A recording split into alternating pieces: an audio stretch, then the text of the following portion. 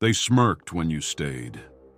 They mocked your dedication, mistook your silence as weakness, and clung to your presence like parasites gorging on what they didn't earn. But eventually, you left. No spectacle, no explanation.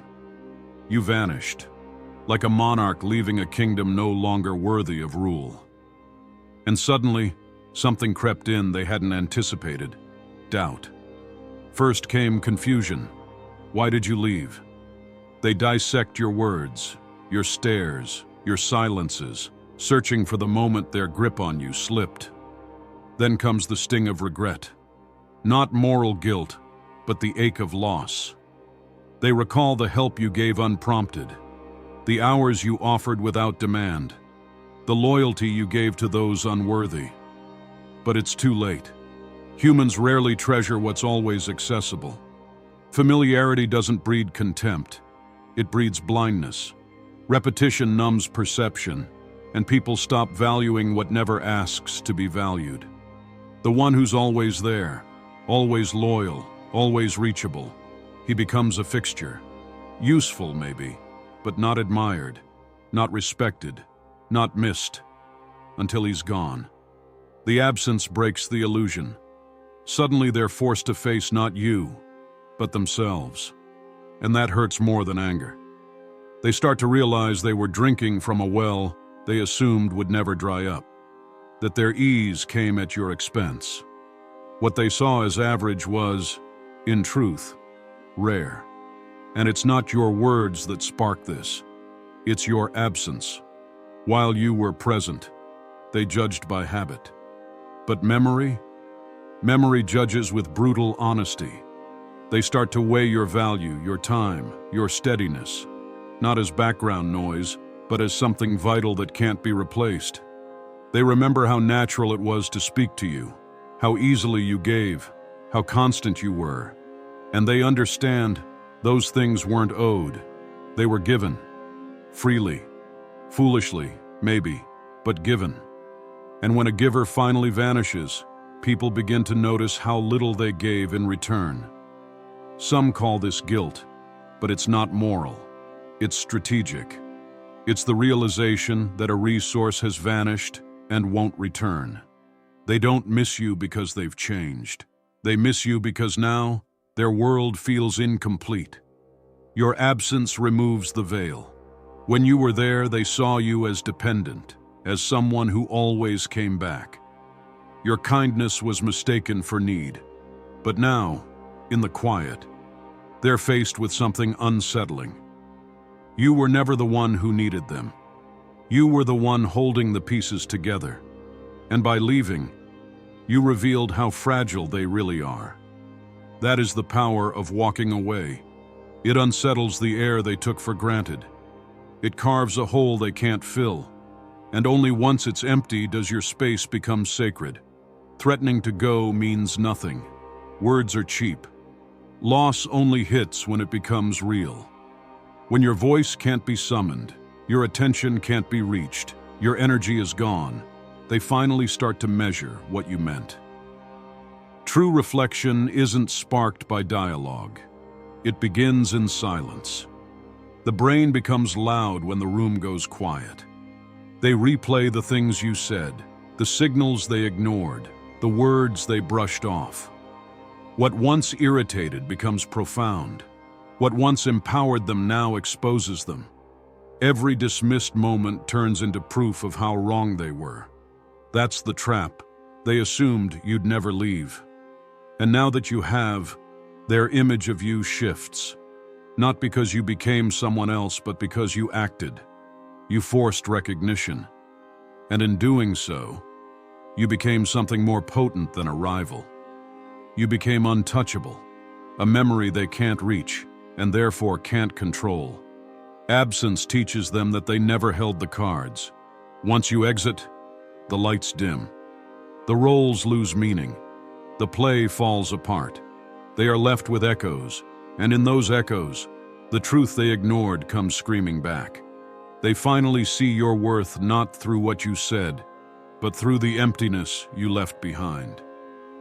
The biggest error people make is believing that those who stay hold the power. They think staying means dominance, that presence equals control. But real power isn't proven by staying. It's shown in your ability to leave quietly, without permission, and let silence reveal what words never could. Walking away isn't surrender. It's a declaration, a recalibration of control through one simple act: refusal. Refusing to be used. Refusing to be taken for granted. Refusing to stay in a rigged system. And in that refusal, you shatter the illusion that they ever owned you. You don't storm off. You don't argue. You vanish. And by doing so, you become the only one with real power. What they fail to see is that presence is a kind of currency. Every moment you offer, every drop of energy you invest, it's all part of a trade. And when the trade becomes unfair, you owe nothing more. The day you leave, you take your value with you. And suddenly, they're left broke, surrounded only by the ghost of your former generosity. Control isn't found in reaction. It's found in detachment. As long as you're emotionally involved, you're predictable. You respond, they push, you move. But when you walk and choose not to look back, you enter a realm they fear: indifference. Indifference is more terrifying than hate. Hate still means you care. Indifference erases. When you remove yourself, they're left grasping. You've exited the game. They're acting out a scene to an empty room. And in that emptiness, they're forced to confront not just your absence, but their helplessness to change it. When you possess all the leverage, it's because there's nothing left for you to justify, no explanations to offer, and no obligations to return. This encapsulates true dominance, not through aggression, but through composure. Departing without threats or resentment serves as a quiet assertion of superiority. You've assessed the circumstances, deemed them unworthy, and chosen to leave. That choice alone dismantles the control they believed they had over you. They can no longer elicit reactions, provoke clarifications, or assume your presence. You've become unpredictable, and thus, formidable. Even witnessing your departure becomes a source of their distress, not due to your words, but due to your silence. They're left to speculate, to imagine, to obsess over your thoughts and intentions. Each day you remain silent amplifies your absence. Every hour you don't return reinforces their lack of access to you. In that limited access, you gain elevation. What is scarce becomes precious. What is distant becomes coveted. Control isn't about physical dominance. It's psychological. By leaving on your own terms, you alter the narrative. You're no longer the one seeking validation. You're now the one being sought after. They must initiate contact. They must reach out. Each attempt they make only deepens their realization that the dynamics have shifted unfavorably for them. Even those who once dismissed you now adjust their demeanor, speaking of you with increased caution and respect. Your decision to leave is seen not as an emotional reaction, but as a calculated move. Because those who are truly weak can't walk away. They linger, they plead, they compromise. But you didn't, and that makes you formidable. When you finally depart, you do more than create distance. You create disruption.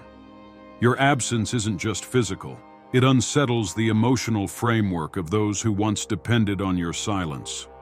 They anticipated compliance, familiarity, repetition.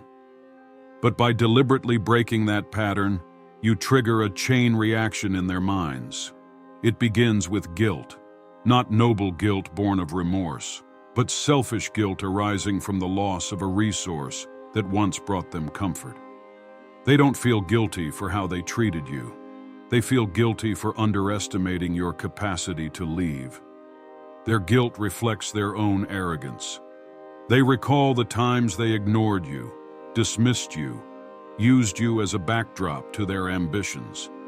Now, those moments haunt them.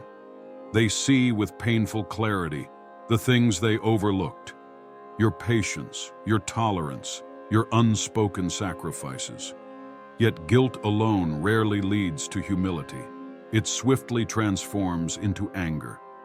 This is the true face of entitlement, the fury that arises when someone you controlled no longer complies.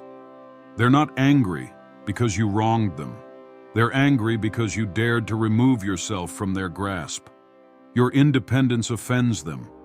Your ability to detach wounds their pride. In their eyes, you were supposed to remain silent, dependable, loyal. Your departure is a betrayal, not of moral codes, but of their illusion of control.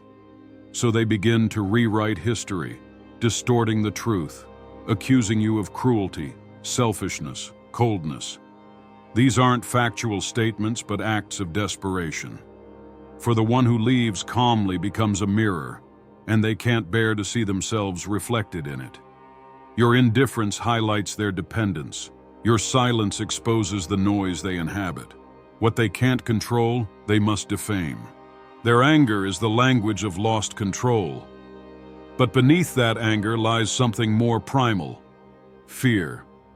A subtle, creeping fear that begins not with thoughts, but with sensations. A tightening in the chest, a racing mind, a realization that they're no longer secure in their assumptions. You've altered the landscape. When a person can't predict you, they become afraid, not just of you, but of what your departure signifies. They fear what you might become without them, that in leaving you'll rise, discover your own strength, and never look back. That you'll replace them with silence, or worse, with something better. This fear poisons them quietly. It compels them to scroll through your name, revisit old messages, rehearse apologies they never voice. It makes them wonder if others will see in you what they never did, if others will benefit from the very qualities they squandered. Fear renders them fragile. Their pride urges them to act unaffected, but their fear keeps them restless. They observe you from afar, pretending you no longer matter while seeking signs that you still do. They attempt to provoke you indirectly, through silence, sudden attention, words aimed at others but meant for you. These aren't strategies. They're symptoms. You're now entrenched in their minds, occupying a space they can't control. You've become a presence through absence, an enigma in a world they once navigated with familiarity. Guilt distorts their perception of the past. Anger clouds their judgment in the present. Fear obscures any hope they held for the future. These emotions, guilt, anger, fear, aren't accidents. They're the byproducts of a power structure dismantled without warning. You didn't threaten, you didn't retaliate, you simply withdrew. In doing so, you forced them to confront what they long avoided. The realization that you were never weak, you were merely waiting. There's a form of authority that can't be proclaimed into existence. It doesn't emerge from speeches or declarations. It's not built through confrontation or maintained through chaos. True power is quiet. It's the serene withdrawal from a world too noisy to recognize what it's lost. When you choose to say nothing, to remove your voice from those who once expected it, you enact something more devastating than confrontation. You let your silence speak for you. Silence isn't emptiness, it's tension, and tension unsettles. Those who once dismissed your words now find themselves haunted by your absence. The noise you once made, explaining yourself, defending your worth, arguing your value, only provided them with something to resist. But once you go quiet, they have no target, no resistance, no energy to fuel their dominance. You no longer supply emotional fuel. You no longer play the role of the predictable actor in their narrative. In that stillness, a transformation occurs. You're no longer accessible. You become untouchable. You're no longer reacting to their provocations, nor validating their importance with your attention. That withdrawal is power, a currency rarer than love, respect, or even fear. Because while love can be demanded and fear can be manufactured, silence can't be extracted. It must be given, and once withheld, it becomes sacred. This silence compels others to engage with themselves. In the absence of your voice, they must confront their own.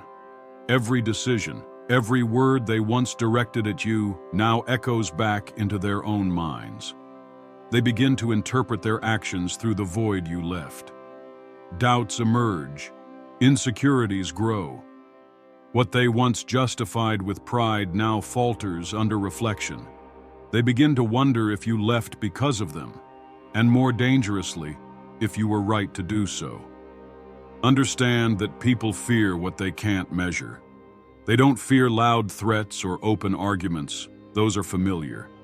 They know how to counter noise with noise. But they don't know how to combat what doesn't respond. When you speak, they analyze your tone. When you argue, they search your logic for flaws.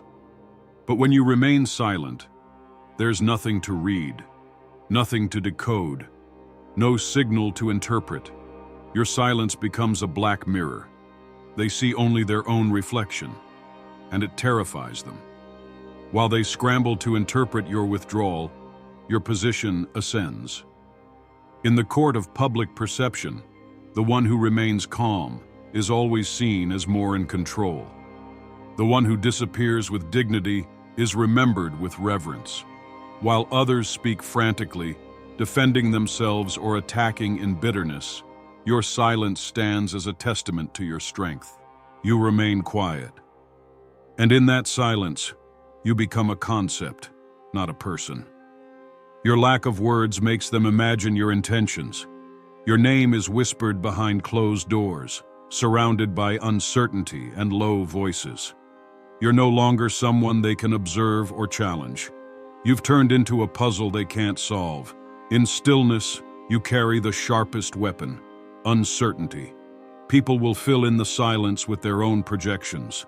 They'll picture you as stronger, happier, more in control. Even if it's far from the truth, your silence gives them no proof to think otherwise. And in that blank space, they attach power to you, not from knowledge, but from not knowing. Properly used, uncertainty can control more minds than clarity ever could. This is power's contradiction. The less you say, the more they speak of you. The less you explain, the harder they work to understand. The less you respond, the more space you occupy in their thoughts. By being still, you make them move. By withholding words, you grab their focus. And by vanishing, you become central, not through action, but through absence. The moment you step away, the world you leave behind doesn't stand still. It shifts, it scrambles.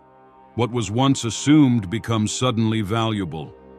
The very people who dismissed your warnings, ignored your presence, or took your voice for granted, now look for ways to regain what they let slip. But know this: their urgency is rarely honest. It's not about clarity or remorse. It's a tactic. And that tactic is simple. They must lure you back before your distance becomes permanent. While you were near, they had the luxury to overlook you. Your presence was a given, not a gift. But now that you've stepped out of reach, their sense of control weakens. They feel the shift. They sense the imbalance. And above all, they realize your power, once dormant, is no longer asleep. They won't say this out loud. Instead, they will use familiar masks. They'll offer peace, stir emotions, recall shared moments, or apologize, not from sincerity, but strategy. These gestures aren't about your healing. They aim to soften your guard. They want the gate reopened, because as long as it stays closed, they remain outside the story, powerless to shape its end. In those moments, their words are chosen carefully. They speak of confusion, of missed signs, of how much you meant, but notice what's not said. Rarely is there responsibility, only hazy memories and quiet manipulation. The goal isn't to uplift you, it's to restore the setup that once served them. They don't aim to meet your growth. They want to drag you back to the level you once accepted. If kindness fails, they'll turn to provocation. Silence angers those who feed on reaction, so they'll try to provoke. They may mock, insult, or shame you to pull you back in.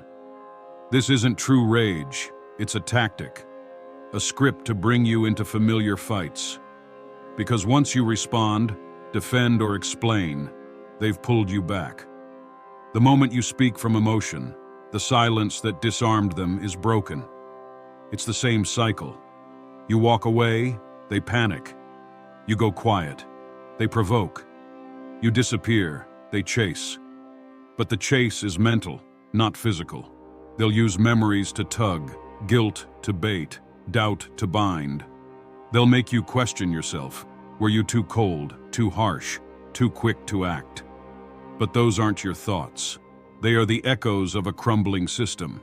There's a cruelty in this phase.